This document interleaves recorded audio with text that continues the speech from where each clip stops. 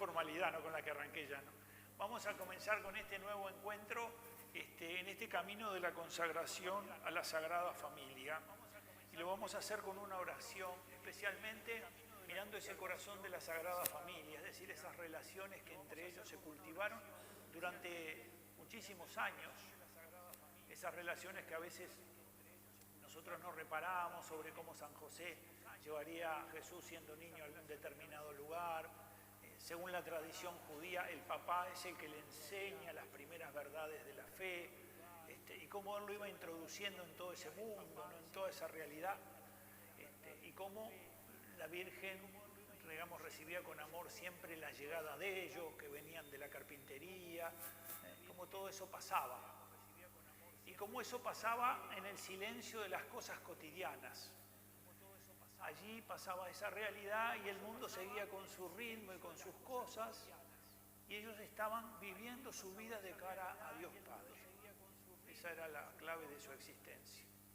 O sea que esas vidas ocultas durante ese tiempo no fueron vidas perdidas o que de alguna manera estuvieran expectantes porque el valor lo cobrarían cuando aparecieran, sino que eran vidas vividas en plenitud porque cada uno de ellos vivía de cara a Dios Padre.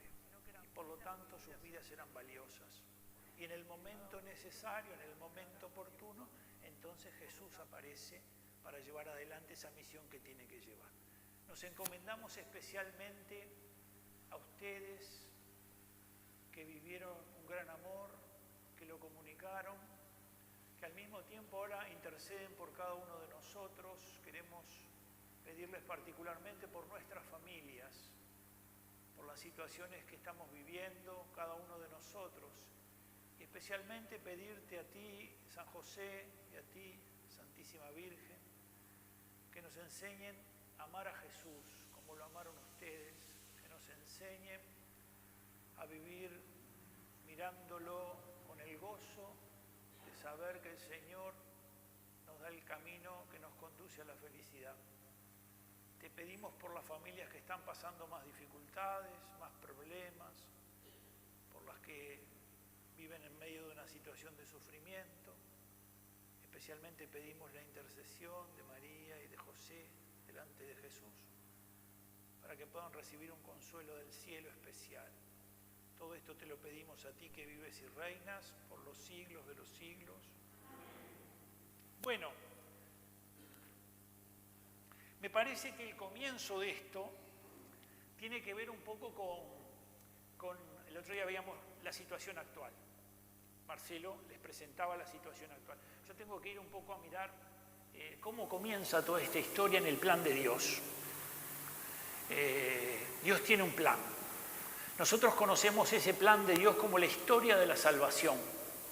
Dios viene a buscar al hombre. Y esto es muy importante, ¿verdad? Es decir, ¿y por qué Dios hace todas estas cosas? Porque Dios nos ama. El motivo que tiene Dios es el amor. Porque el amor tiende a comunicarse.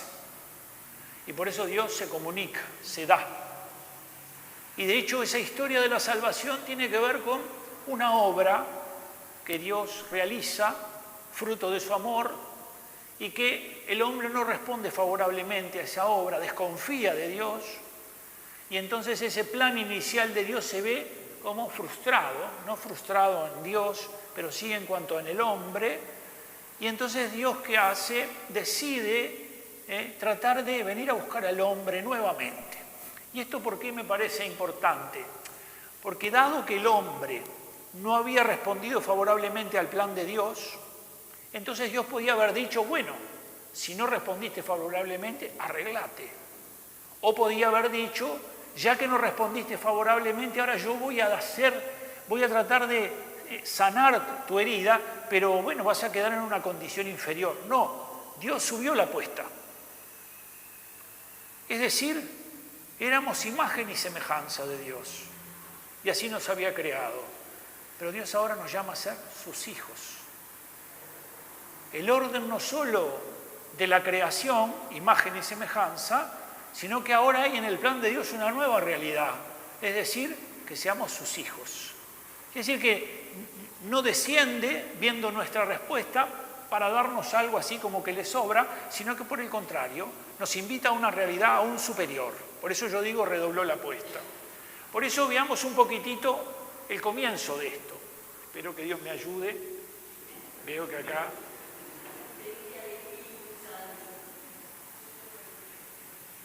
Bueno, creo que es eso, que yo no lo tenía aprendido, me parece.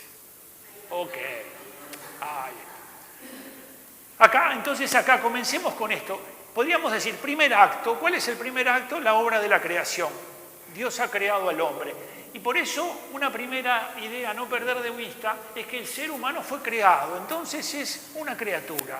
¿Quién conoce mejor a la criatura que el que viste que anduve luchando, no? Te fuiste cuando anduve luchando con el aparato. Si te vas de escena, tu hijo sale. Que no te voy para allá.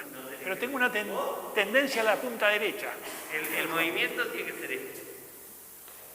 Una cosa imponente. No puedo Así. mover. Nada más. Está bien. Entonces, el ser humano es creado por Dios. De manera que ¿quién conoce mejor al ser humano que su creador? Nadie. Pero también en esa acción por la que Él lo crea, de alguna manera lo orienta hacia Él. Por eso decía San Agustín, nos has creado para ti y nuestro corazón no descansará hasta que se encuentre en tu presencia. ¿Por qué esto? Y porque uno se da cuenta que aspira a tener algo, pero cuando lo tiene hay una realidad que parece que de alguna manera no se vuelve respuesta a eso que siente. Y así sucesivamente van pasando las cosas, hasta que al final ese lugar Dios lo ha reservado para él. ¿Quién es el único que puede saciar eso que está en el hombre? Dios. Y por eso, aunque el hombre pueda tener muchísimas cosas, me acuerdo del testimonio de este cantante Juan Luis Guerra, que quería tener un Grammy, y quería tener esto, y quería tener lo otro, y quería tener lo otro, y todas las cosas las tuvo, pero se sentía vacío. Y entonces allí encontró a Dios. Entonces, ¿qué quiere decir esto? Que somos criaturas y que la creación de Dios es obra del amor de Dios. De manera que Dios en la Escritura ya nos ha enseñado que todas las cosas las crea buenas. Y vio Dios que tal cosa era buena, y vio Dios que tal cosa era buena, y así sucesivamente podíamos ir viendo todas las cosas. Y se nos dice allí que los crea varón y mujer a imagen y semejanza de Dios. De manera que hay un designio inicial. ¿Cuál es ese designio inicial? Es decir, crea al hombre y la mujer, al varón y la mujer, a imagen de Dios, a imagen y semejanza de Dios. Quiere decir que hay en el hombre y la mujer elementos que tienen que ver con ese ser de Dios. Por ejemplo, el amor. Porque San Juan, cuando quiere definir a Dios, en sus cartas, dice Dios es amor. Dios es amor.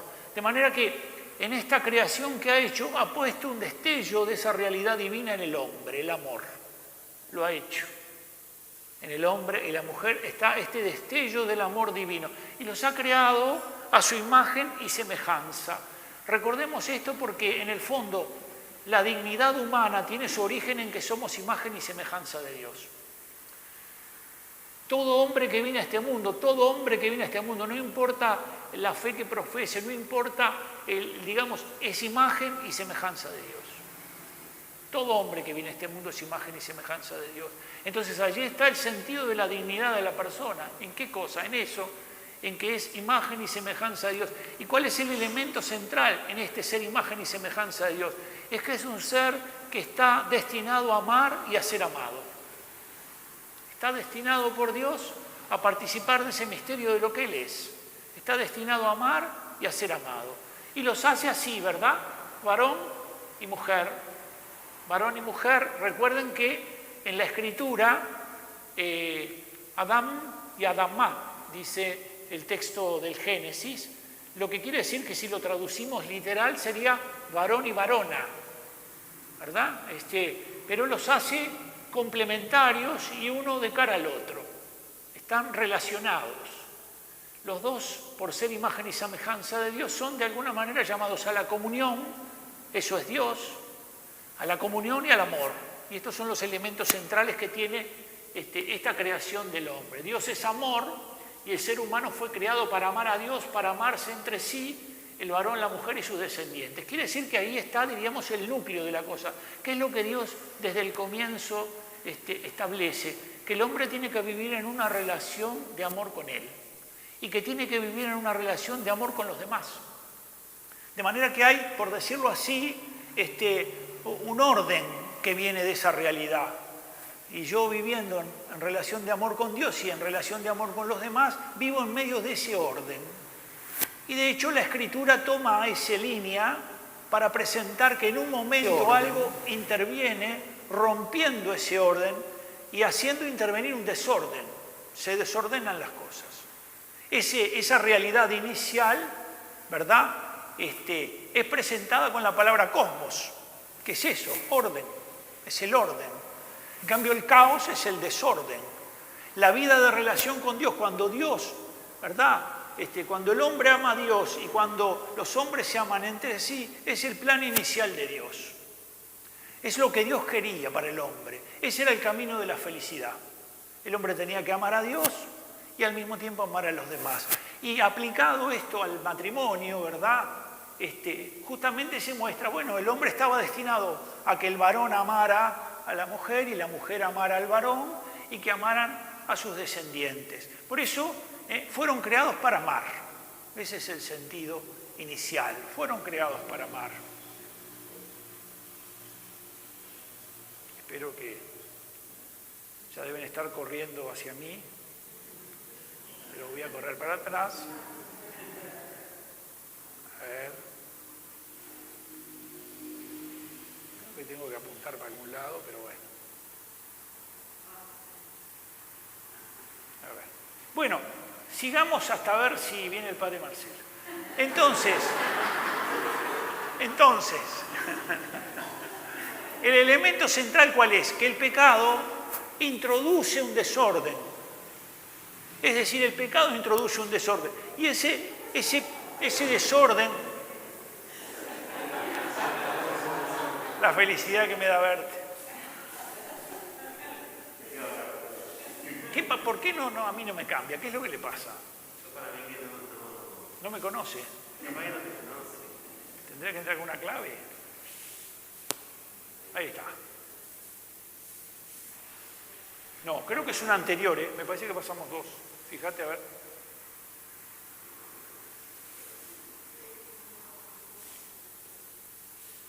Ahí está, la anterior es. Ahí es. Entonces, ¿qué ocurre? ¿No? Dijimos, hay un desorden que se introduce por el pecado. Y ese desorden que se introduce por el pecado altera justamente, ¿qué cosa? Esa relación que era la relación fundamental. Es decir, ahora el hombre no se relaciona con Dios de la misma manera. Y ahora tampoco se relacionan el hombre con la mujer, el varón con la mujer de la misma manera. De manera que el pecado ha roto esa relación de orden inicial y ha introducido una herida grave en esa relación. ¿Por qué? Porque ahora ese amor gratuito al que Dios llamaba a los esposos se ha vuelto, ¿verdad?, muchas veces un lugar para la dominación. Es decir, bien ver quién domina a quién. De manera que ven, lo que Dios había soñado al principio por el rechazo del hombre, el pecado original que llamamos, ¿verdad?, cuando Adán y Eva en aquel diálogo que tienen con el enemigo deciden escuchar la voz del enemigo que acusa a Dios de haber mentido, cuando le dice, no es verdad que si comes del árbol que está en el medio, sino que se te van a abrir los ojos y serán como dioses. Entonces esa desconfianza que introduce de la relación en la que estamos con Dios hace que ahora quede alterada esa relación inicialmente. Es decir, se ha alterado. El varón, ¿verdad?, y la mujer ahora ya no aman a Dios, ni tampoco ellos, ¿verdad?, se aman entre ellos adecuadamente. Y aquí viene el pecado original, lo que llamaríamos el pecado original. El pecado original ha dejado heridos al varón y a la mujer. Y los ha dejado heridos, diríamos, de una manera disimétrica. Porque al varón lo ha dejado más herido en torno a lo que es el polo animal, lo ha dejado herido en la gula, en la lujuria, en la ira. O sea, él tiene una tendencia más bien a ir en esa dirección, por eso decimos el polo animal, ¿no?, a a lo anímico, por decirlo así, mientras que la mujer ha quedado herida en el polo más espiritual. Es decir, a ella la ataca más bien por el lado de la voluntad de dominio. Entonces cada uno está herido por el pecado original y tiene que volver a relacionarse amistosamente y en paz, y tiene que amarse, y tiene que complementarse, y tiene que entregarle el uno al otro lo que el otro necesita. Y por eso es que aparece, diríamos, el tercer acto. El primero es lo que Dios ha creado, que era lo que Él quería. El segundo es la respuesta negativa del hombre, el pecado, y por lo tanto el hombre bajo el signo del pecado. Ese pecado trae penas. El hombre y la mujer cometen el pecado, pero trae penas. Nosotros conocemos que eso es el pecado original, entonces hay unas consecuencias, hay unas penas para el varón, unas penas para la mujer. Las penas del varón son más bien exteriores, ¿verdad? Al varón se le dice que va a trabajar, que de la tierra le van a brotar cardos y espinas, que va a fatigarse para conseguir, ¿verdad? O sea que todas las cosas de él están como hacia afuera. En cambio, a la mujer son hacia adentro, son interiores, ¿verdad? Le habla de que va a parir con dolor los hijos, se le dice que va a ir hacia su esposo y la va a dominar. Es decir, ¿a qué se debe esto? Bueno, a que en ella el daño ha sido un daño más interior, porque tiene una complejidad del alma mucho más rica espiritualmente que la del varón. Y entonces, ¿verdad? Ha tocado esa realidad. Yo siempre pongo este ejemplo. Él hace la casa y cuida los ladrillos y ella cuida lo que está dentro. Ella cuida las relaciones. Está preocupada por ver cómo que no se peleen los hermanos, que el papá tenga buen diálogo con a un hijo le habla bien del papá para que de alguna manera lo quiera. Es decir, está preocupada de las relaciones. Ahora, ¿qué pasa? En esa preocupación por las relaciones, después del pecado, sus amores se vuelven sus temores. Es decir, tiene miedo que se le muera el hijo, tiene miedo que se le muera el padre, el esposo, tiene miedo que sufran, tiene miedo que lo abandonen. Entonces empieza a correr la tentación de volverse Dios para los suyos, la voluntad de dominio que se llama. Ese es lo que el pecado original generó en ella. La puso allí en ese límite de que toda esa riqueza que tiene espiritual para enseñar, para cuidar los vínculos, para hacer un lugar apacible, para esa comunicación entre ellos, en el caso de excederse, se puede volver una voluntad de dominio. Y en el caso del varón, el tema justamente es que su razón no gobierna sus pasiones, y como no las gobierna, entonces se vuelve lujurioso. Se vuelve lujurioso, se vuelve iracundo, y todas estas cosas, ¿verdad?, no gobernadas, no vividas como deben ser vividas. Entonces no es el varón aquel inicial que Dios soñó que tenía que amarlo a él y que tenía que amar a su esposa y a sus hijos, sino que ahora está desordenado. Y si la cultura en la que vivimos, que es esta, todavía arriba, en vez de decirle tené cuidado, lo empuja para ahí, peor. Es totalmente peor. Porque esa es su debilidad. Esa es su debilidad. Se tendría que de alguna manera, ¿verdad?, ponerle un cierto freno a determinadas cosas. Por eso, digamos, Cristo viene a ¿qué cosa? A salvar el amor. Quiere salvar el amor porque en el plan de Dios inicial está que el hombre estaba destinado a amarse, ¿verdad?, el uno al otro, a crecer en el amor, a que ese amor se volviera fecundo, a que ese amor fuera irradiación del amor de Dios, porque era imagen y semejanza de ese amor de Dios. Y ahora por el pecado ese amor queda corrompido. Y entonces por eso sale de la voluntad esa de Dios, de amar, en el hombre aparece la voluntad de dominar, aparece la voluntad de alguna manera de tomar al otro a su servicio.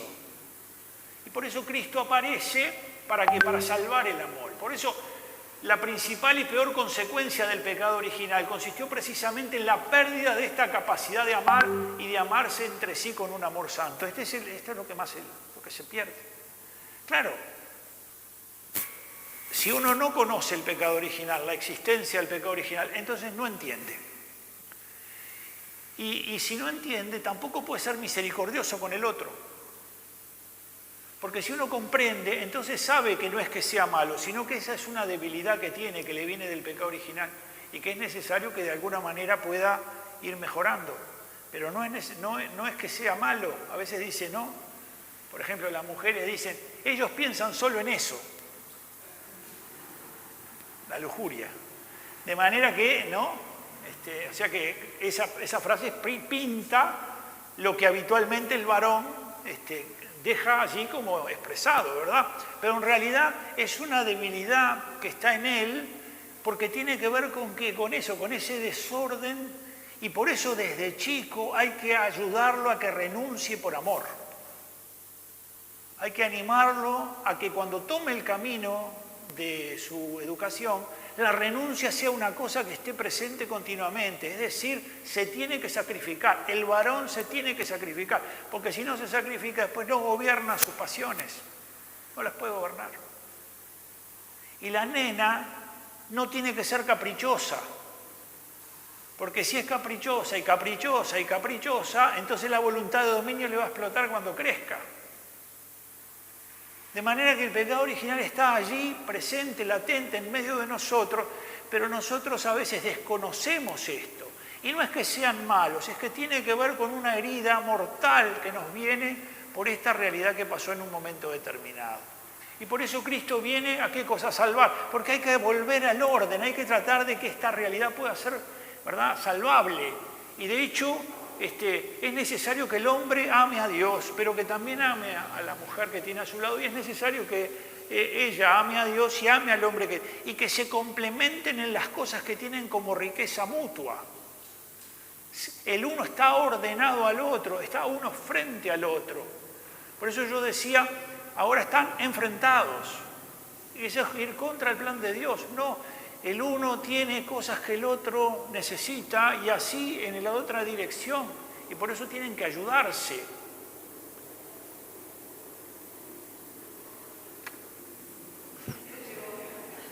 No, pero está ya atento, está muy atento, escuchando. Vamos a ir a 3. Entonces, claro, ¿de dónde viene? Entonces el Señor hace el matrimonio. Es decir, el matrimonio tiene su origen en la creación. Era bueno, desde el principio, era bueno, la unión entre el varón y la mujer. Pero ahora es elevado a otra realidad. ¿A qué es elevado? Un sacramento. Cristo introduce en la unión entre el hombre y la mujer una realidad sagrada.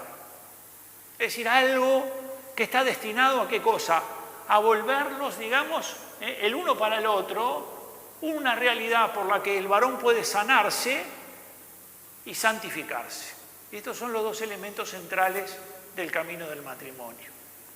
Es decir, ella tiene para él una salud que no la tiene porque sea brillante, ni él tiene para ella una salud porque es brillante, sino porque Cristo ha hecho de ella y de él un ministro del amor personal de él.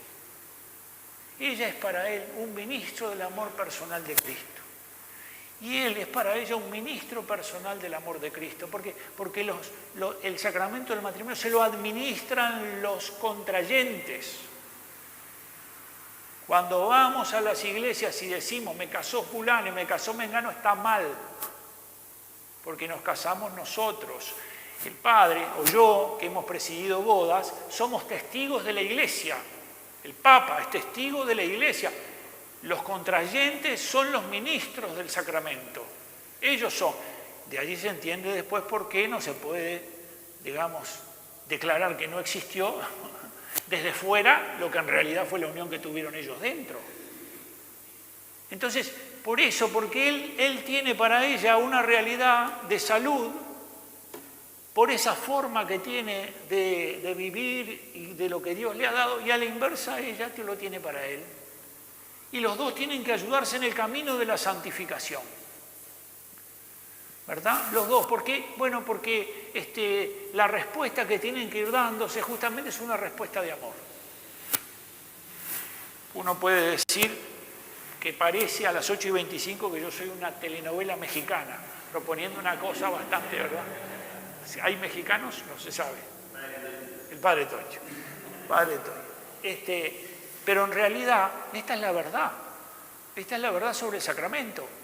El asunto es después las dificultades que tenemos nosotros para vivirla. El asunto es después toda la problemática que nosotros tenemos en la cultura en la que vivimos y en donde todas las cosas se han mezclado. Pero esta es la verdad sobre el sacramento. El Señor quiere salvar el amor y ha hecho una realidad del matrimonio sagrada. San Pablo dice, gran misterio es este. Y al decir misterio, no hace alusión a una cosa que no se conoce, sino una cosa que es insondable por la presencia de Dios. Cada vez que en la Escritura se dice, gran misterio es este, o se dice que la Eucaristía es un misterio, no se está diciendo que es una cosa desconocida o que es una cosa un tanto oscura. No, al contrario, se dice que es una realidad tan penetrada por la presencia de Dios que en la medida en que uno se acerca a ella y profundiza, esa realidad se vuelve más grande, es decir, no la puede abarcar nunca, siempre está abriéndose, ¿verdad? Porque está habitada por Dios. Bueno, el sacramento del matrimonio tiene esta componente. Es una realidad habitada por Dios, que Dios la hace sagrada y que se visibiliza en este esposo y en esta esposa, en ella y en él. Y vuelvo a insistir con lo mismo. ¿Cuál es la intención inicial? Bueno, que se pudieran santificar, que se pudieran ayudar en el camino de la santificación. La mamá se acostó a dormir y el papá también. Y los hijos salieron. Y ella está durmiendo pero no duerme. Y de pronto siente la puerta, clac, y grita, Pedrito, y no mamá, Luisito. Ah, Luisito. El esposo está en el más allá. Siente la puerta de vuelta. Fulanita, no mamá, tal, 2. Cuando entra el tercero, se duerme. Cuando entra el tercero. Y le dice a él que ahí en medio de todo eso se despertó en algún momento. ¿Vos no sos capaz de despertarte?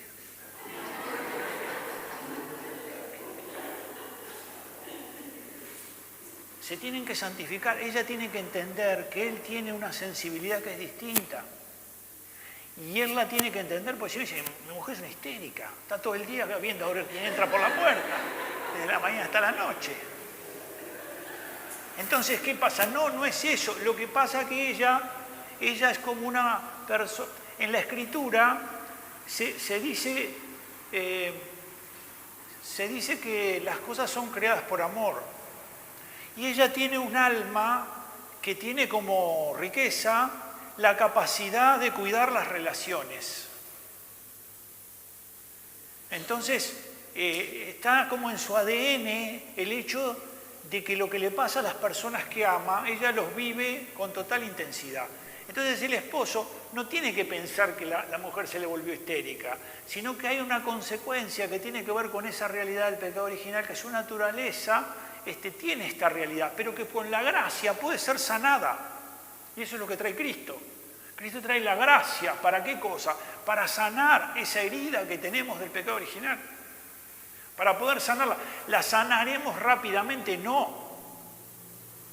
No porque, aunque los milagros también pueden ocurrir en este plano, en general las cosas van siendo progresivas. Es necesario de alguna manera que ella, ¿verdad?, vaya y venga, que tenga una mirada, pero cuando el padre Marcelo acá habla habitualmente del dolor de las madres, ustedes ven que es cierto.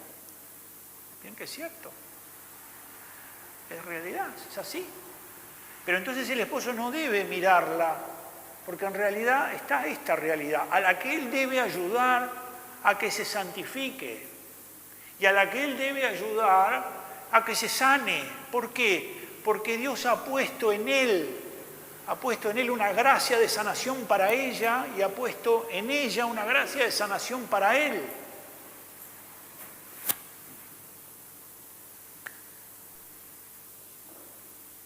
Me miran, yo estoy un poco preocupado, me miran un poco raro. De manera que ven, Dios a través de esta realidad del amor esponsal, es decir, de esa realidad tan maravillosa que es el amor esponsal, ha tratado justamente de que los hombres, viviéndolo, se puedan santificar. Vamos a pasar a la otra, porque si no, no sé en qué hora, 31. O no hay pila, padre, o no hay pila, bueno, o el enemigo nos está liquidando, ¿no? Por ejemplo, entre santo y sagrado, ¿no? Para clarificar. Lo santo, por ejemplo, se aplica a una persona. Se dice que fulano es santo, o que tal vez no es tan santo, ¿verdad? Lo sagrado se hace referencia siempre, por ejemplo, al templo. El templo es un lugar sagrado, ¿verdad? La Eucaristía, los sacramentos son sagrados. Son lugares de la presencia. Es decir, para que los hombres puedan avanzar en el camino de la santificación. Por eso ha creado, ¿qué cosa? El sacramento del matrimonio. ¿Qué es el sacramento? Es un signo sensible que produce gracia divina. Es una realidad visible que produce, que da la gracia divina. Jesucristo instituyó los sacramentos. Él es el único que podía instituirlos. Son 7. 7 sacramentos. Y tiene mucho que ver con las etapas de la vida, ¿verdad? El bautismo con el nacimiento, la confirmación con el desarrollo, la Eucaristía con el alimento necesario para toda la vida. Si uno se enferma, el sacramento de la unción de los enfermos. Si uno, digamos, se equivoca, la confesión. Es decir, que la vida humana parece quedar como contemplada en medio de esos canales de gracia que son los 7 sacramentos. Son canales de gracia, a través de los cuales el Señor viene en nuestro auxilio, viene a ayudarnos. Y en medio de esos canales de gracia nosotros tenemos los sacramentos de iniciación, bautismo, confirmación y Eucaristía. Sacramentos de iniciación. Están ordenados a que nuestra vida cristiana alcance una plenitud. No voy a entrar en un tema que es un poco delicado, pero bautismo, Eucaristía y confirmación, como se reciben hoy, es un orden que genera desorden. Es decir, hay mucha gente que como recibe a Jesús en la Eucaristía, después no se confirma. Porque si ya tiene a Jesús, ¿qué más hay más grande que Jesús? Sí, pero su iniciación queda incompleta. Porque la confirmación confirma el bautismo y lleva a plenitud por el don del Espíritu Santo la vida cristiana en el creyente. Entonces puede ser una iglesia que tenga muchos bautizados, pero si tiene pocos confirmados, no tiene fuerza de testimonio. Tiene fuerza de testimonio. Porque les falta el don de la fortaleza del Espíritu para ser testigo. Entonces, sacramentos de iniciación, los 3. Luego están los sacramentos vinculados con la salud, Entonces tenemos la confesión y la unción de los enfermos. Yo lo digo así, no voy a usar los nombres técnicos, ¿no? Y después tenemos los sacramentos que tienen que ver con el estado de vida. Matrimonio y orden sagrado. De manera que ven, aquí están estos signos sensibles a través de los cuales Dios quiere comunicarnos la gracia divina. A través de los cuales el Señor viene a nuestro encuentro para que nosotros podamos seguir en el camino de la santificación.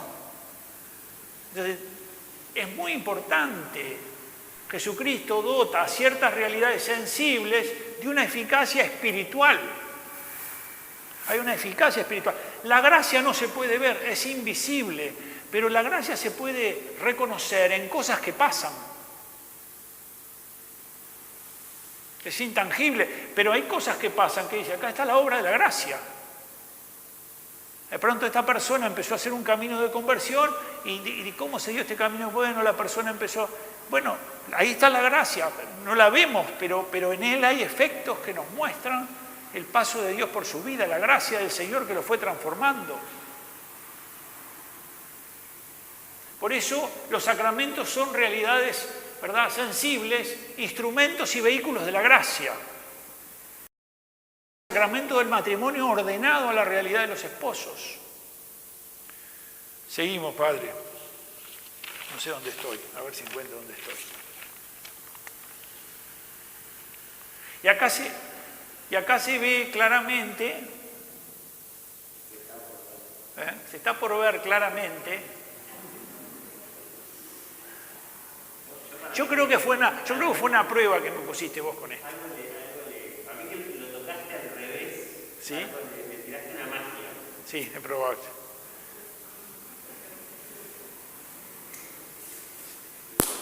Bien, Padre. Y acá está un poco lo que veníamos diciendo, ¿verdad? ¿Cómo es esto? En el matrimonio es Cristo mismo, es Él el que está en los sacramentos, acuérdense, Acuérdense, es muy importante esto para nuestra vida espiritual.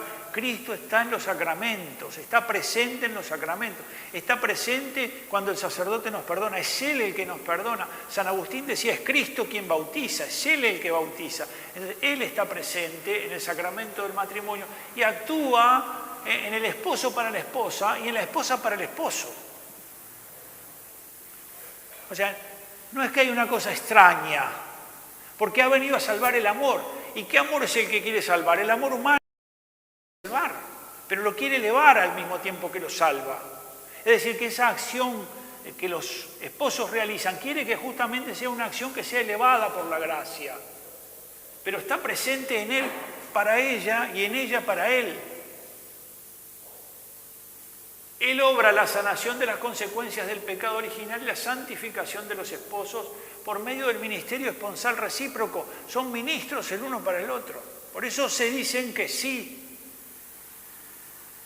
Se dicen que sí. Es decir, el día del sacramento del matrimonio tuvieron que expresar esa voluntad. Es decir, lo primero que tuvieron que hacer fue entregarse. Tuvieron que tomar una decisión muy grande, muy importante, que el problema es que a veces uno no se da cuenta la grandeza que tiene eso, que es el decirle, ¿verdad?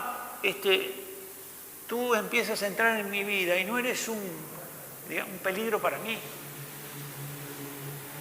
O sea que esta gracia de Cristo tiene que ver con qué cosa, con que así como Él ama a la Iglesia y así como la Iglesia lo ama a Él, ese amor que tienen ellos se visibiliza en el amor que tienen los esposos cristianos.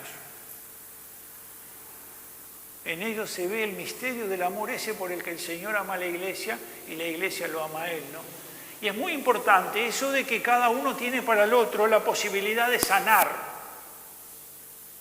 Nosotros decíamos, bueno, el varón, ¿verdad? El varón tiene este componente que tiene que ser sanado por su esposa. Y la esposa él tiene que ayudarla a sanar. Fíjense en que los dos son iracundos, pero la ira del varón es violenta. La ira de él es una ira que está relacionada, ¿no?, con la violencia, con golpear, ¿no? Se lleva todo por delante y golpea y todo eso. Esa ira suya, en ella, es la ira de la palabra. Cuando él más se enoja, pierde el juicio y grita y habla de cualquier manera. Cuando ella más se enoja, ella se pone cada vez más fría. Y con una palabrita, él queda en un estado de guerra sin cuartel. Los dos tienen ira, pero tienen una particularidad, la ira de cada uno. Entonces, si uno al otro no lo conoce, pero si uno al otro lo conoce, tiene que ayudarlo. Por eso el uno es para el otro la ayuda adecuada. Uno tiene que ayudar al otro. Es necesario sacrificarse por eso, porque en el fondo es la obra de Cristo que se entregó por nosotros. Él y ella, los dos tienen de alguna manera el tema de que les gusta comer, ¿no? El padre Matías le gusta más que a nadie. Tenemos que reconocer con el padre Marcelo porque es un gran cocinero, se ha adentrado en el mundo de la cocina. Pero los dos tienen el pecado de la gula, pero la gula del varón es animal. Ustedes intenten darle a un nene de 6, 7 años un alfajor, el tipo es así, se lo comió. En cambio tú le das a una niña el alfajor y ella lo come con una lentitud maravillosa, lentamente. Es más, hay momentos que alguien le dice, ¿cuánto demoras en comerte el alfajor? Y el otro, que se lo comió como si fuera una galletita, está mirando el alfajor en un estado de locura, porque tiene más hambre. De manera que son distintos, pero en uno está lo que el otro necesita. Y por eso tienen que ayudarse, es necesario que se complementen. Si los oponemos, si los enfrentamos, todo va a ser peor. Todo va a ser peor. Esta propuesta de los feminismos radicales es terrible, porque va contra el plan de Dios, pero además los enfrenta y de alguna manera quiere volver al hombre, digamos, mirando a otro hombre para que le dé la solución que no le puede dar el otro porque tiene los mismos problemas, y a ella mirando a otra para que le dé las soluciones que no le puede dar. Por eso es que Dios los pone a uno frente al otro como complementarios para ayudarse. ¿Por qué? Porque después del pecado original aparecen heridos y necesitan esa realidad. Y Cristo, al instituir el sacramento del matrimonio, entonces lo que hace es entregar esta cuadriforme gracia. Hay una gracia que el Señor tiene y que la entrega por el sacramento del matrimonio, porque el Señor es maestro. El Señor viene a enseñarnos el camino, ¿verdad?, que nos lleva al Padre. El Señor nos enseña cómo ese camino que nos lleva al Padre tiene que ser vivido de una determinada manera. El Señor es maestro. Y de alguna manera en el sacramento del matrimonio, Él se vuelve en ella maestro para Él y Él se vuelve en Él maestro para ella. Y de hecho, a veces cuando pasa el tiempo, porque a veces uno se tiene que golpear muchas veces la cabeza contra algo, entonces empieza a reconocer que en uno hay cosas que la esposa le ha regalado. Es decir, ve en uno cosas que la esposa le ha regalado con el tiempo y a la inversa. Es decir, hay cosas que uno ahora piensa de una determinada manera e incluso a veces le dice, sí, iba a hacer tal cosa, pero me acordé lo que vos me dijiste, ¿te acordás que me dijiste? Es decir, ha comenzado esa misión que tiene, dada por Cristo mismo, a poder recibir esa enseñanza de Cristo, que así como lo ama a Él con el amor de ella y la ama a ella con el amor de Él, con el amor del esposo, de la misma manera se vuelve maestro el uno para el otro y se vuelve también médico, es decir, que aquel que viene a sanar las heridas. Porque a las heridas del amor solamente puede, digamos, la puede sanar solo aquel que está en esa relación de amor. Y por eso, diríamos, en todo esto hay un camino de sacrificio, y sí, hay que comprender que es así. Y que el sacrificio es el brillo del amor, y sí. Es lo que... Esta es la verdad de Jesucristo, es la verdad de la Iglesia, es la verdad de los santos. Digo, no, si uno dice siempre lo mismo, el que quiera tomar por otro camino que lo haga, pero lo que se ve es en realidad que uno toma por callejones sin salida, no hay allí una salida. El uno es para el otro, recibe esa gracia de Cristo, de ser pastor. ¿Qué hace el pastor? El pastor cuida, el pastor alimenta, el pastor acompaña, el pastor, ¿verdad? Lo que hoy leíamos en el Salmo ese precioso, ¿no? El Señor es mi pastor, nada me puede faltar. En verdes praderas me hace descansar, me conduce hacia las aguas tranquilas y allí repara mis fuerzas. Entonces, aunque haya males, no temeré porque el Señor está conmigo. Es decir, que hay un misterio de la acción de Cristo como pastor que está presente en ellos y que pueden el uno volverse para el otro. Y finalmente, sacerdote. ¿Por qué? Porque consagra. La consagración en el sacramento del matrimonio viene por el sí, por la unción del sí. Cuando se dan el uno al otro el sí. El uno al otro se dan el sí. El amor esponsal es, ¿no? La amistad matrimonial los consagra para ser ministros el uno del otro hasta que la muerte los separe. La amistad matrimonial.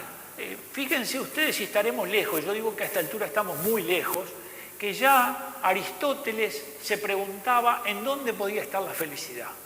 Y había llegado a la conclusión que al hombre solo lo podía hacer feliz un igual. Fantástico. 5 siglos antes de Cristo. Al hombre solo lo podía hacer feliz un igual. No podía estar en las cosas la felicidad.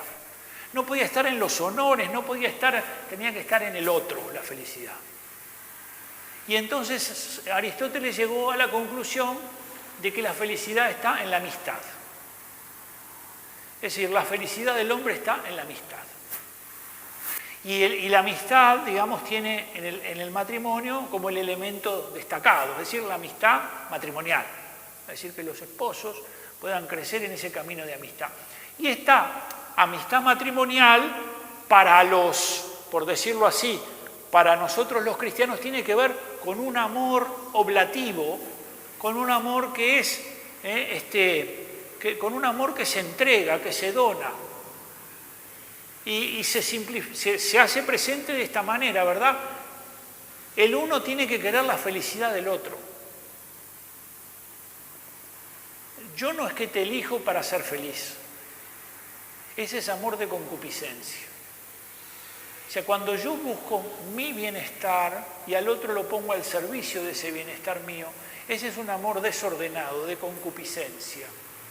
El amor de benevolencia, que es el amor del matrimonio cristiano, es que en realidad yo te elijo a ti para que tú seas feliz y voy a hacer lo posible para que lo seas. Como tiene una reciprocidad, entonces así como él va a buscar la felicidad de su esposo, él va a buscar la felicidad de su esposa. Es decir, van a salir cada uno de sí para ir al encuentro de esa realidad que tienen que construir. Y por eso la amistad matrimonial es el fundamento de la realidad. Yo sé que estamos a veces mirando nuestras propias realidades y a veces no vemos muchas de estas cosas, ¿verdad? Pero esta es la verdad del matrimonio cristiano. Que se haya desvirtuado, o porque los cristianos no lo vivimos, o porque la sociedad en la que vivimos lo haya vuelto una cosa licuada, es otro asunto. Pero esta es la verdad del matrimonio cristiano. El matrimonio cristiano está hecho justamente para buscar con el otro un camino común que nos santifique y que nos sane. Si nosotros lo enfrentamos ya entendiendo que no necesitamos ser sanados, evidentemente, el matrimonio cristiano en nosotros no tendrá un impacto. Bueno, lo que decíamos hoy, ¿verdad? Cada uno es ministro para el otro. Si falta la unción del amor que se expresa en el sí anterior frente al altar, faltaría la consagración. El sí inicial del altar tiene que ver con qué cosa, con el inicio de un camino en donde uno acepta voluntariamente hacer ese camino, lo acepta voluntariamente y al hacerlo tiene que sostener el sí. Hoy da el sí, pero mañana lo tiene que sostener y pasado lo tiene que sostener y traspasado lo tiene que sostener. Y a veces el sí pasa por momentos difíciles, claro que sí que pasa por momentos difíciles, pero allí se acrisola el amor. Se acrisola cuando hay sufrimiento, cuando a veces hay momentos difíciles, ¿no? Es como que yo te quiero y realmente me has hecho muy feliz durante todo pero ahora que estás pasando un momento de depresión me voy con una muchacha joven, es un desastre. ¿Verdad? Y además en el caso de los varones, cuando entra esta edad en la que estoy yo, 28, un poco más, creo que un poco más, 29. Esta edad en la que estoy yo, el varón empieza a sentir una suerte como de que se le está terminando la energía, se le está terminando el combustible y quiere ver ¿verdad? Si todavía es galán. Entonces, claro, se pone unos pantalones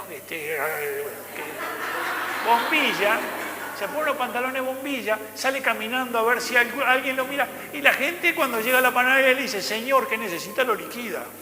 Porque no esperaba que le dijeran señor, es un espanto eso. Entonces, claro, él de alguna manera, pero cuando apaga la luz, miren que de estas consultas tenemos en cantidad, Padre, no me deja mentir, que tenemos consultas de estas, de señoras un poco preocupadas porque hay una cosa rara de los pantalones del esposo. Pero, ¿qué es esto? En realidad, esto es que llega un momento de nuestra vida en donde tenemos que enfrentar una serie de realidades por las que Dios nos quiere liberar de muchas cosas que nos pesan demasiado. Pero si nosotros no lo vemos eso, entonces, claro, nos angustiamos porque andamos corriendo detrás de una vida que parece que en la medida en que yo me sumerjo en un montón de cosas que están fuera, entonces yo también puede ser que ahora baje 10 años o alguien me mire de otra manera y cuando llega la noche y yo apagué la luz, me quedo conmigo mismo y entonces allí, gracias a Dios, viene Dios con su bondad, con su misericordia y con su conciencia a hablarnos. Bueno, el sí hay que sostenerlo con el tiempo, el sí es necesario que permanezca, el sí se ve amenazado muchísimas veces, claro que se ve amenazado muchísimas veces, pero es necesario sostenerlo. Y por eso Uno dice, ¿podríamos ser mejores? Claro que podríamos ser mejores. Claro que el Señor nos ha dado gracias para que fuéramos mejores. Pero somos mucho mejores de lo que seríamos sin Él. Y nuestras vidas serían mucho peor como matrimonios si no estuviera Él. Mucho peor. Porque a la hora de salir corriendo, cualquiera sale corriendo. Cualquiera sale corriendo. En cambio, valiente es el que se mantiene de pie. El que se mantiene diciéndole que sí al Señor y que quiere hacer su voluntad y que es necesario tratar de ser fiel a esa promesa que se realizó en medio de mucho sufrimiento y de muchas dificultades. No estoy omitiendo eso, ¿no? De manera, y creo que esta es la última, si no me acuerdo mal, el amor matrimonial es una vocación. Todas las vocaciones en la iglesia son llamadas del Señor. Es el Señor el que llama. A uno lo llama por un camino, a otro lo llama por otro. Pero lo bueno es ir como ajustando el oído a la llamada del Señor. ¿Por qué? Porque me llama en ella. Es como el que dice, ahí está cantando mi hijo. Pero si es un coro, sí, pero la voz del hijo él la reconoce. Y así pasa con el esposo y la esposa, ¿verdad? Cuando el esposo comienza el periodo del enamoramiento o la esposa es capaz de reconocer la voz de la persona amada en medio de un coro. Y además sabe que esa voz lo llama a algo importante. Lo llama a cosas importantes, es decir, lo invita a algo grande, lo invita a una realidad de amor que es distinta. Y por eso está el Señor presente en esa llamada a través de lo que cada uno de nosotros ha recibido. Y ciertamente que es una misión, un envío divino que asigna el Padre a un hijo para una hija y a una hija para ese hijo. Es decir, está Él siempre caminando en medio de nosotros, ¿verdad? Y nos anima a que podamos reconocerlo presente en esa realidad. ¿Estamos bien? ¿Cómo estamos de hora? Ya estamos terminando. Bueno, entonces se entiende, es un gran misterio esto, claro que es un gran misterio, y que el Señor esté presente en el amor que yo tengo para mi señora, y que la ame en ese amor y con ese amor, qué misterio. Y que ese amor misteriosamente pueda sanar algo en ella, qué misterio. Cuando lo miro desde mí es como que todo es poco y todo de alguna manera no vale demasiado. Pero cuando lo miro desde Él, entonces comprendo que Él está presente allí, haciéndolo, como cuando multiplica los panes, lo que hay no alcanza, pero Él puede hacerlo. Y que Él me esté amando con ese amor de esposa. Y que me esté comunicando con ese amor de esposa, ¿verdad? La sanidad, la salud para mí, para mis cosas, para que no me ponga los pantalones bombilla. Al margen de que es un caos, porque uno ahora va a cualquier lado y no tienen otro pantalón. Tiene que pedirle a 4 que lo ayuden a que el pantalón le suba. Pero independientemente, el padre Sebastián la vez pasada me decía, sí, que es lo único que había. Sí, yo sé que es lo único que hay. Pero independientemente de eso, es decir, para que nosotros podamos comprender que hay cosas importantes en la vida y decirle que sí a alguien para siempre es muy importante. Y decirle con libertad, yo te quiero y voy a contigo, todo lo que, ¿verdad?, el Señor nos pida es demasiado grande. Y solamente puede ser posible si hay un amor más grande que nos sostiene. Solo puede ser posible si entonces nosotros reconocemos, no en el otro un obstáculo, sino misteriosamente un lugar por donde Dios actúa para mí. Porque es en el único sacramento en donde el uno se vuelve para el otro un ministro personal del amor del Señor. De Pedro para María y de María para Pedro, un ministro personal de ese amor. Y por eso allí está el misterio de la obra de Jesucristo. Y por eso, viendo lo que era la humanidad nuestra, entonces establece este gran regalo que es el sacramento. Es un gran regalo del Señor. que de alguna manera nos deja admirados. ¿Por qué? Porque el amor de Él pasa en medio de nosotros y al mismo tiempo nosotros a veces nos sorprendemos, ¿no? Y entonces la sensibilidad de la mujer tiene que ayudar a que el hombre se sensibilice un poco más frente a determinadas realidades. Y esa forma de encarar el hombre de pronto frente a algún dolor o algún problema tiene que alcanzar a la mujer para que los amores no se vuelvan sus temores continuos. Y entonces, bueno, el padre Marcelo va a saludar. Dios lo bendiga al padre Marcelo. ¿No lo vieron saludar al padre? Conoce a todos, los saluda a todos. Yo espero que no te toque esa de los pantalones porque te voy a buscar. Te voy a buscar. Se pudre todo. Y bueno, vos cuando te regalen uno de cuero no lo uses, porque caes acá con uno de cuero, se pudre todo en 2 minutos. Ahí sí que se pudre. Bueno, qué bueno. Alicia Bermúdez, ¡mua! Beta Fin, por ahí anda Ana María Terzagui, Ana Rodríguez, qué bueno. Nazarena ahí firme en el sillón, espectacular. Mirá la Diana, ahí re tranqui también. Juan y Elvia desde Colombia, un beso grandote para ustedes que están firmes ahí. Hinchen por nosotros en el Mundial, hinchen por nosotros, que nosotros hacemos fuerza por ustedes también, que ya nos sacaron del Mundial en el año, ¿cuándo fue que perdió Uruguay con Colombia? Con los goles aquellos de James que la paró de pecho, en Brasil. Así que bueno, vamos arriba. Mirá, no sé si ves, ahí anda Teresita también, lo tenemos a Paco ahí, tenemos a Teresita acá, Nenucha, beso grandote, grandes ahí, andan. ¿Quién más? Lilian Pereira, Claudia Madeira, Patricia desde Argentina, Alicia Feijó, Paola, Cristina Morales, Aguante Maldonado. También tenemos a Jorgito Balboa, un beso grande para vos y para Cecilia. Marcela Claus, por ahí anda Gregoria Rojas, beso para Mónica querida.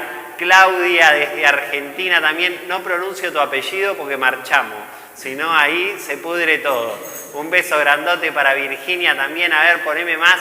Ahí la hermana Karina, que se nos va para Meyugori la semana que viene. Estamos rezando por vos. Fabiana Sena, aguante Argentina nomás.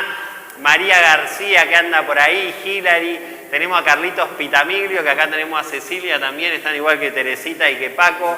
Por ahí anda Graciela Sierra. Todas las hermanas Sierra Sosa, firme ahí también. Jacqueline Fernández, Alicia Lobo. Bueno, un montón de gente conectada. Ahí también tenemos a Carlitos y a Esther desde la cocina, ahí que le están metiendo también ya vamos a ir a comer unos buenos ñoquis y un buen asado. Bueno, a ver, no, ustedes no saluden porque no los ven.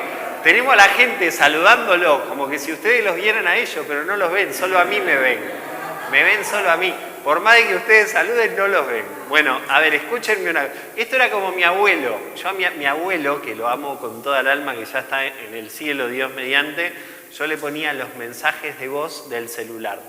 Entonces le decían, Támaro tiene que entregarme el traje mañana, porque era sastre. Entonces mi abuelo le decía, bueno, nene, mañana te lo entrego. Y era un mensaje de voz del celular. Entonces yo le decía, no, mirá que no te escucha, vos le hablás, pero él seguía, nene, mañana te lo entrego, decía. Bueno, Dios mediante, recuerden a los que están acá, a los que están allá, que la semana que viene es Semana Santa. No vamos a tener encuentro de consagración, pero vamos a tener charla el lunes, charla el martes y charla el miércoles, aquí presencial y por YouTube. Entonces, reenganchamos la consagración el lunes al otro día del domingo de Pascua. El lunes voy a dar yo la charla, el martes Matías, el miércoles Jorge, y vamos a hacer como hacemos todos los años, vamos a sacar la Semana Santa con todo el power y con todas las pilas. Así que bueno, ¿te quedó algo en el tintero? La gente se va a acordar de los pantalones de cuero, Jorge. No sé, o sea, de todo lo que hablaste en la hora, se van a ir con la imagen, vos y yo bajando de la moto con los pantalones de cuero. Mirá lo que te digo. Que el Señor esté con ustedes y que la bendición de Dios Todopoderoso, por intercesión de la Santísima Virgen María, Reina de la Paz, descienda sobre cada uno de ustedes y se extienda a sus familias. En el nombre del Padre, del Hijo, del Espíritu Santo. Que Dios los bendiga, que pasen bien.